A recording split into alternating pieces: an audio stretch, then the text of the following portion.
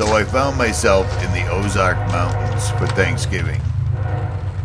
What else do you do on a holiday when you're waiting for parts to come in? Well, you do a walk-around video of your vehicle. Of course. And that's what I did. Hey, what's up, guys? Welcome back to another episode of JailBreak Overlander. I'm Richie, and this is JailBreak. Today, we're going to do a video on the number one thing I get questions, comments, text messages, emails, etc., etc., etc. about, and that would be the truck behind me, the Green Monster. This is my personal vehicle. Other channels have done walkarounds of it, but they basically just glossed over the overlanding features. I'm going to show you everything that makes this truck what this truck is. So check this out.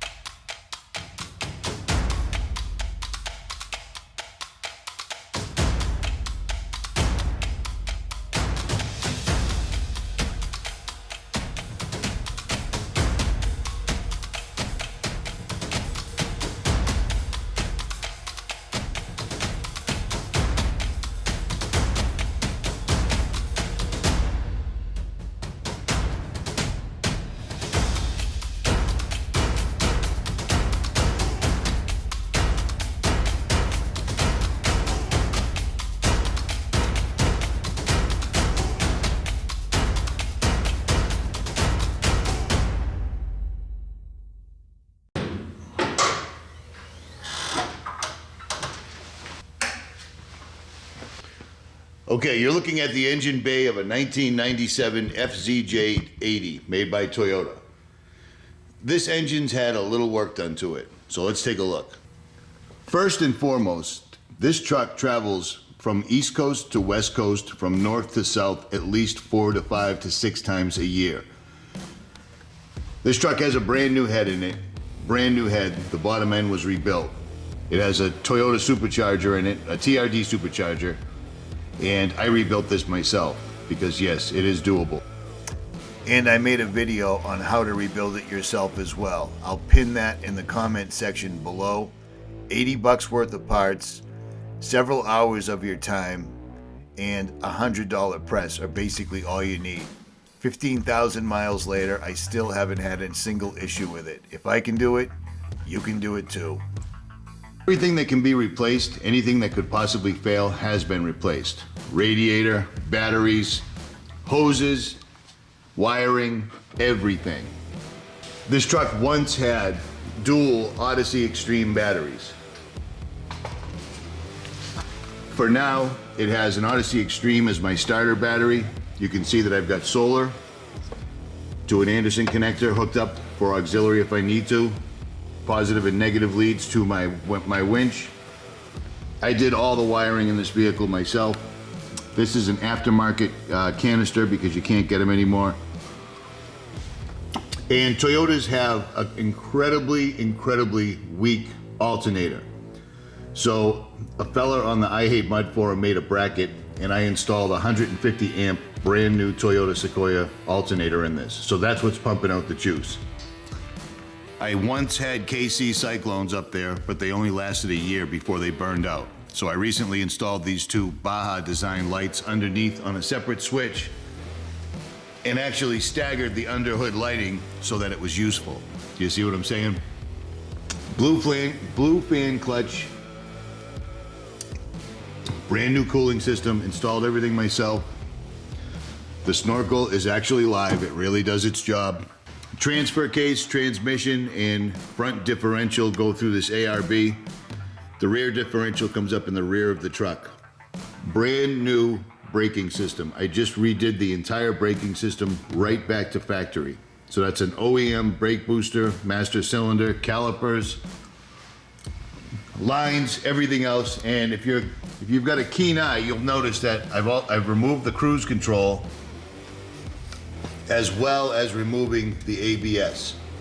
She's too big, she doesn't need it, so they're gone. I run hot plugs in here from Wit's End for the supercharger to make it run a little bit better. Those are the only silicone hoses you'll see in this truck, because silicone from the Northeast to the West, they will leak like a sieve. So I got rid of them. I'm running all factory rubber, factory. I built and installed this Bussmann fuse panel under here. This takes care of most of the accessories, the lighting, etc., etc. Keeps it on a separate battery that I will show you in a moment. And again, anything that can be replaced, anything that could fail has been replaced. Seriously. This truck's dirty, but there's no rot, there's no rust. It came from California and I've kept it clean. This truck is immaculately maintained. This is an aftermarket grill. This was made by LandCruiserGrills.com. I love it, it looks badass. I was one of the first ones to get it, and I should have let him powder coat it, but I rushed him, and I've ended up painting this thing about 10 times. It is what it is. What are you gonna do?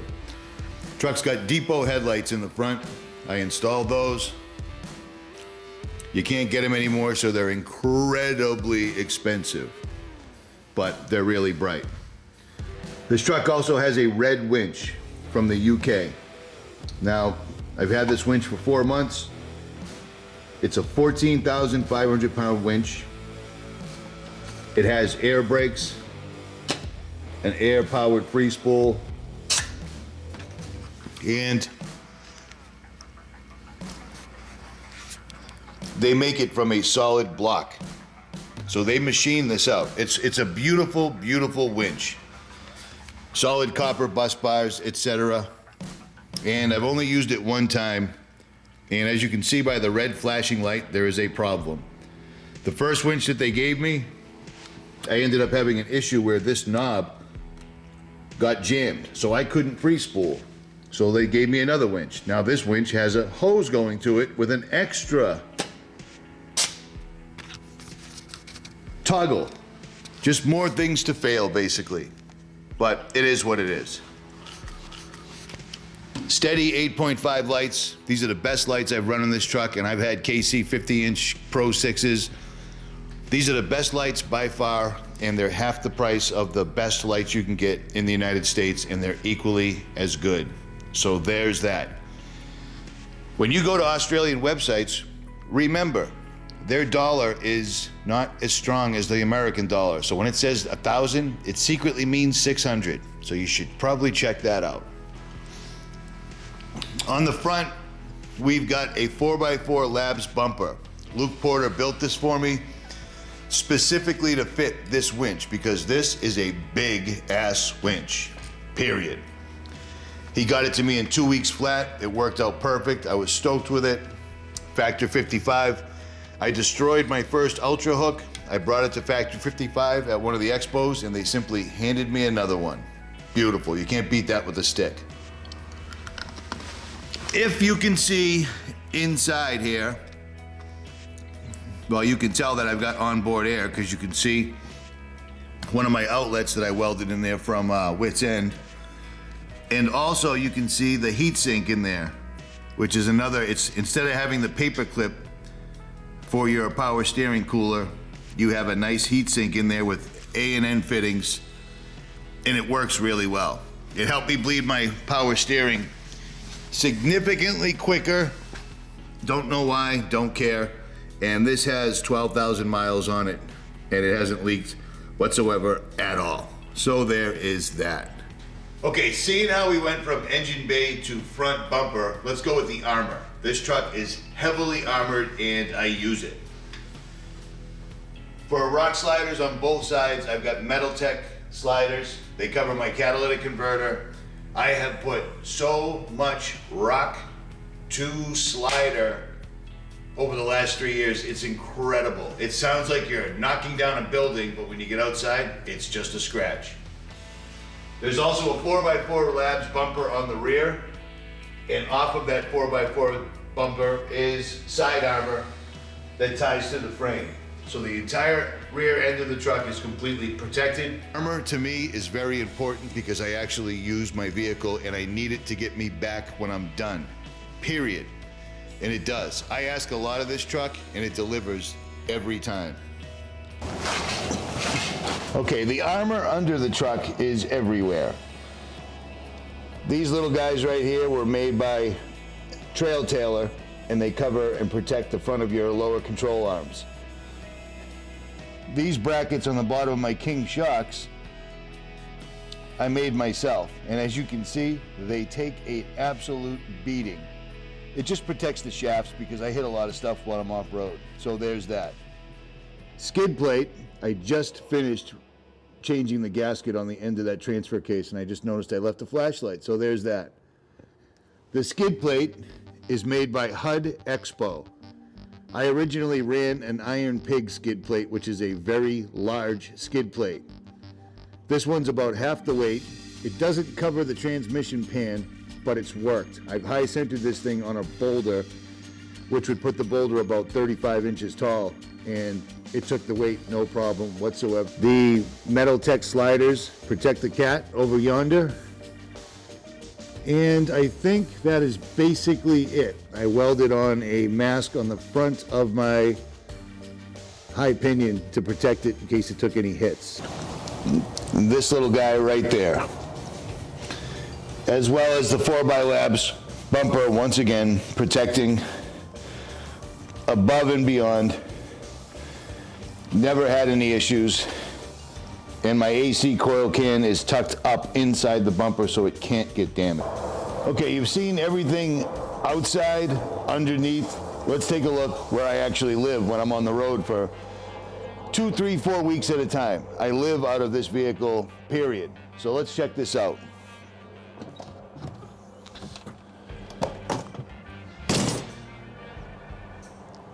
So what you're looking at right off the bat is this is my third set of rear drawers. I've built them every time myself. First thing you're going to notice is the wagon gear tailgate compartment. Wagon Gear, I believe, was one of the first guys to make these for the 80 series, and then they make them for other vehicles as well. It doesn't look like much, and you wouldn't think very much of it, but the amount of stuff that I can store in here safely, and it's always there when I need it, is pretty astounding. I did an entire separate video on that. You can catch a link for that right there. It's lockable, it's really sturdy, and there's no noise. There's no rattling, there's no jingling around. I carry gloves, all the nozzles for my jerry cans, bolt cutters, a saw, a high lift full-size shovel. A full-size shovel, the handle's right there. Lots of companies make these now, but like I said, Wagon Gear was the originator, I believe. On this side, I've got a 65 liter or quart Dometic CFX 65. And this was expensive. I bought this in Moab simply to support Moab Gearheads, the store that's there. If you've been there, you know what I'm talking about. This is the worst fridge I've ever had. This fridge turns on and off literally, I think it's every 8 minutes, even when it's cold out, no matter what. I'll never buy one of these again. And this is the reason you want to follow channels like myself, okay? A lot of people that are doing gear reviews, etc., they're getting the gear from the company. How are you going to tell people, don't ever buy one of these again? And after talking to a lot of serious people that really do go overlanding for extended periods of time, nobody would own a Dometic. This thing has killed my battery I don't know how many times. That's sad. This is brand spanking new. Worst fridge I've ever owned.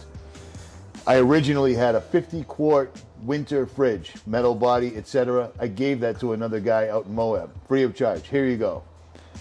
And I'm stuck with this thing until I can get a Snowmaster. But when I built this rear drawer, I was going to make my own slider for it, but the Dometic worked out better, so I just used it.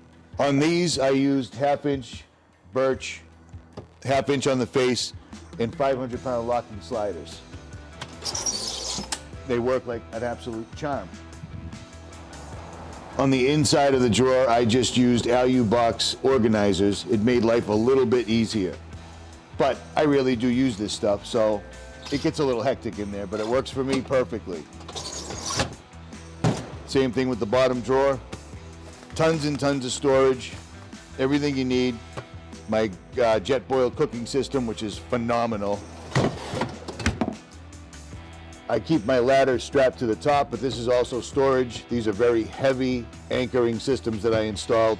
Again, there's an entire video, link will be in the description, that shows you everything that's over here, but it's sizable.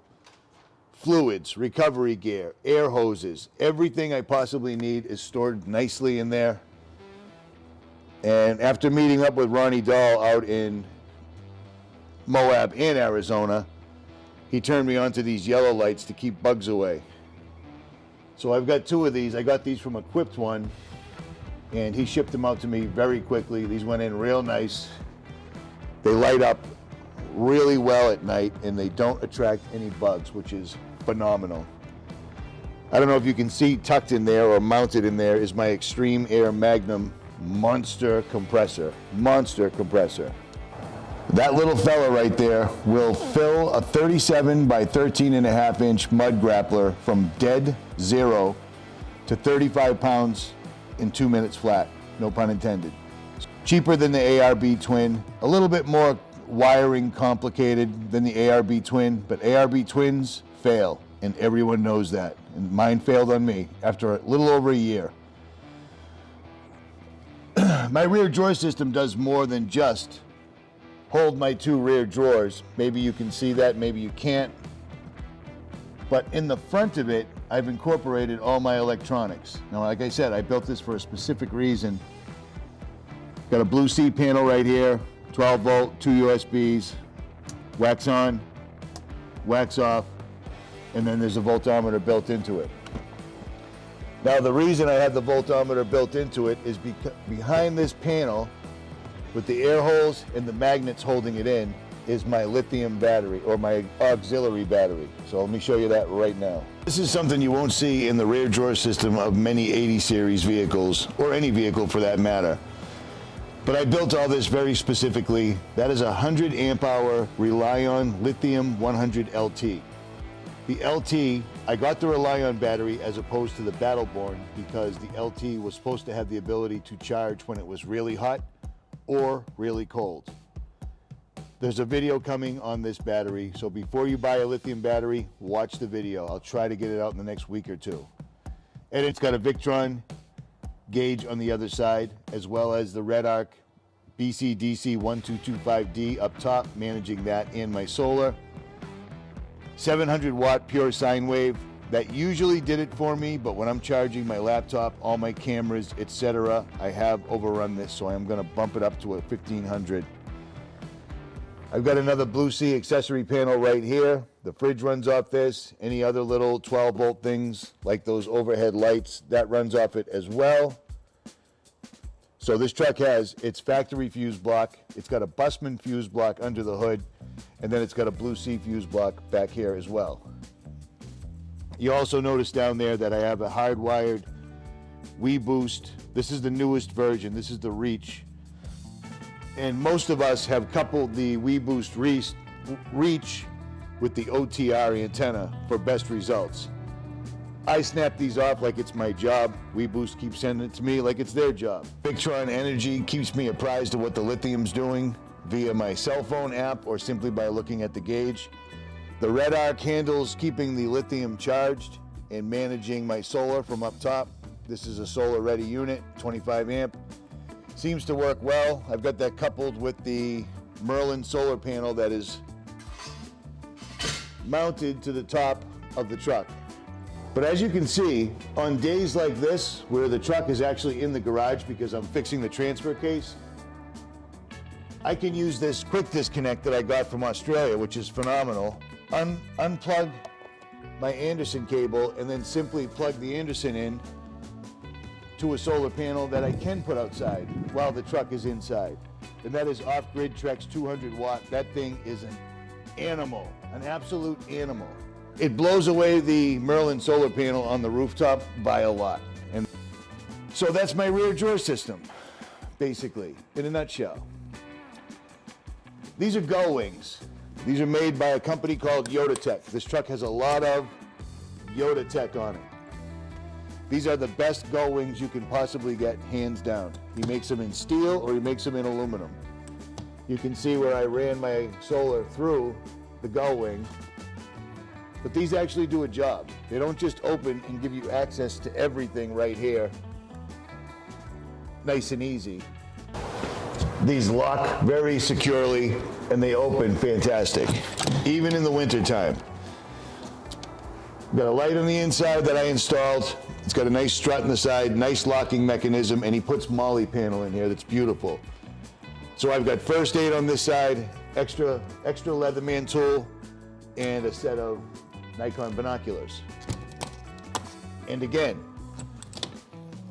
Viola. And you can get access to everything, which is perfect because I vape. So I charge my batteries right here. Whenever I pull over, I just pop the side, pull the batteries, good to go. You can, if you've got an 80 series and you have a rear drawer system, you're probably, or rear drawers and dual swing outs, you're gonna want gull wings. Or don't. But speaking of Yodatech, he also makes these really snazzy little ditch mount lights. Ditch mount brackets that tie into your driver's side and passenger door. I had this thing pointed straight up yesterday because a tree came down the side of the snorkel, pushed it up out of the way. I bent it back over, good to go. I laid this truck over on its side, driver's side in Cane Creek in Moab, year before last, whatever, and ripped the driver's mirror off, bent this bracket straight up, simply pulled it down, and again, Viola, good to go. But wait, there's more. You see these little fellas right here? Yeah, they're made by Yodatech as well. And he makes them for more than just 80 series, he makes them for lots of vehicles. But this lets me put backup lights right here, or you can use them to mount aerials, whatever you want. Let's take a look at the rims and tires. They're Black Rhino 17 by 10 inch rims, the Armory wheels, and their Nitto mud grapple 37 by 13.5. I've got Asian locking hubs in there, part-time hubs with the 300M inserts, and RCV 300M axles are in the tubes. And I've got Revolution ring and pinions, front and rear. All the tie rod ends are heavy-duty 3.5s made in Japan. It has a brand new steering box from Toyota with a 105 sector shaft and upgraded pitman arm. The springs are by Dobinson. They're 6-inch heavies all the way around. The truck has a 1-inch body lift as well. All the shocks are made by King. They're all adjustable and they've all been valved for this exact vehicle. Lower control arms are by Land Tank. Upper control arms are by Trail Tailor, and they're also adjustable with Heim joints. Sway bars are made by White Line, and they're the Australian spec, very heavy duty, and the sway bar links are made by Land Tank. The front double cardan drive shaft was out of a brand new Tacoma. I ordered it from Toyota. I cut it and had it shortened for this truck. The sway bar drop brackets in the front I made myself. The rear drive shaft is brand new, and the transmission is from Wholesale Transmissions in Australia. The transfer case has a Marlin crawler reduction gear in it and a Marks part-time spool in it as well. So there's that. The truck shifts like a beast. The Delta Panhard bracket in the rear was the best thing I ever did for my truck because it fixed how it handles on the highway at speed. Again, Panhard track bars, tie rod end bars, all are made by Slee, all are heavy duty. 2.5 gallon onboard air tank is tucked up underneath. I made that bracket myself. The truck also has a custom stainless steel exhaust. MagnaFlow stainless steel headers from the block, MagnaFlow muffler. The rest of it was stainless steel, custom made by a shop.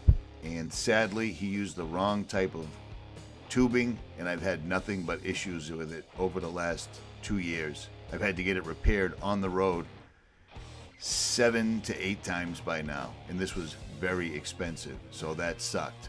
But it does sound awesome, so there's that. I guess I'll just have to keep fixing it. So I think that's everything. Let's take a look inside the truck. Now, if you remember, I don't have any rear seats. I have these brackets I made that I can bolt these alu-cab boxes to the floor. Inside the box, I keep every conceivable spare part that I may need, that I could bend, that could break, that could rip off, as well as a 20-volt cordless DeWalt chainsaw, because chainsaws kick ass and everyone should carry one. On the passenger side, mounted to the seat, I have a Wits End fire extinguisher holder. I also have a bottle of Halon and another bottle of Halon in the rear, as well as one other fire extinguisher. I've seen too many trucks burn on the trail, and it happens fast. I carry 3 separate major first aid kits for that exact same reason again. Cobra all-in-one, CB radio, Scan Gauge 2, Kenwood receiver, backup camera, and you're looking at my center console that is about to become the Delta console because it's inbound now. Blue Sea controls in the front so I can keep track of my auxiliary battery. And this is the cockpit. These seats were handmade by Sorello Performance Seating. I have Crow 2-inch lap belts on both sides, quick release. And they did embroider them for me. That's JailBreak Overlander. These seats are next level. I went between these and Shielman's, and I picked these. Hopefully I don't regret it. But these were literally hand-sewn, made in America, in California, with real leather. They are serious, as are the Crow lap belts. They're pretty badass too. The center console is a toughie that I modified to fit in there, but as of right now, I have the Delta shifter and console inbound.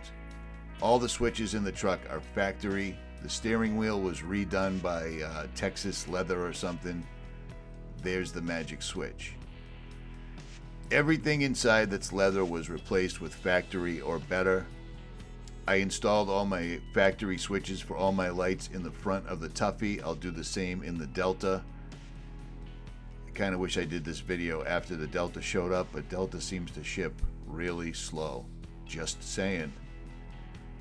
From what I can tell, the Delta console is about the same size as the Tuffy, just a little bit better built.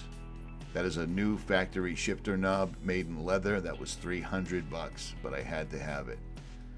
I've got all my switches for cameras, lights, etc., etc. All of them are Toyota factory switches. I do not dig those other ones. Garmin Overlander, RAM mounts. That is a pile, front and rear, view mirror, camera, front and rear. And that is an Escape Gear dash pad. Best thing you'll ever buy. They're $99 from Equipped One. It is such a helpful little thing. It keeps stuff from gathering on your dashboard, and if something occurs, it doesn't come flying out hitting you in the face. Got my morale patches from all the other big timers I've met that have patches, etc. You know. And last but not least, up top, a guy I know made a copy of either a Priznu rack or something like that. I took the aluminum, I took the bottom halves of Gambiti brackets and modified them so that they can hold this and the Alucab Expedition 3, which is what's sitting on top and what might stay. Those are Jdm Window Visors. I've got a couple of sets of them. They hold up really well. I wouldn't roll without them. Now this video is long enough. I've covered everything that most people are interested in, but I've replaced everything. The window regulators, the window motors, all with factory windshield, factory seals, all the seals on the doors, the runs, everything, every hose. This truck takes a lot of abuse. This truck does a lot of miles, so I stay on it. Also on this channel, I'm going to give you honest reviews. I buy a lot of stuff because I'm not married. I don't have any kids. This is my passion. I videotape all this and show it to you. If a product is good and worth your hard-earned money, I'll tell you. If it's overpriced and overhyped, I'll tell you that as well. It's something not enough people do, I believe. I'm going to change that, or I am changing that. And I think that might be it, basically.